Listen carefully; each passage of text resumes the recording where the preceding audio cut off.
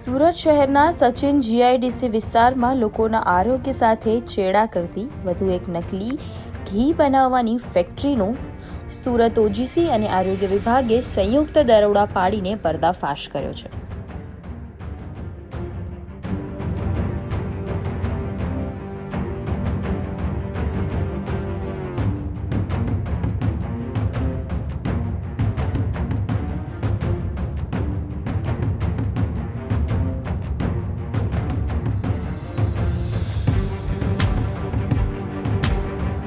બાતમીના આધારે કરવામાં આવેલી આ કાર્યવાહીમાં ફેક્ટરીમાંથી આશરે 2000 કિલોગ્રામ કરતાં પણ વધુ શંકાસ્પદ ઘીનો જથ્થો મળી આવ્યો છે, જેને તંત્ર દ્વારા સીઝ કરવામાં આવ્યો છે.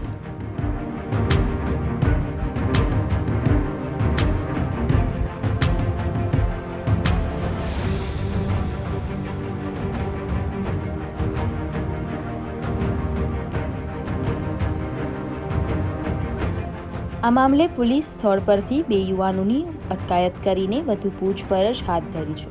પ્રાથમિક તપાસમાં આ નકલી ઘી ક્યાં સપ્લાય કરવામાં આવતું હતું અને બજારમાં કયા ભાવે વેચાતું હતું તે દિશામાં તપાસ કરવામાં આવશે.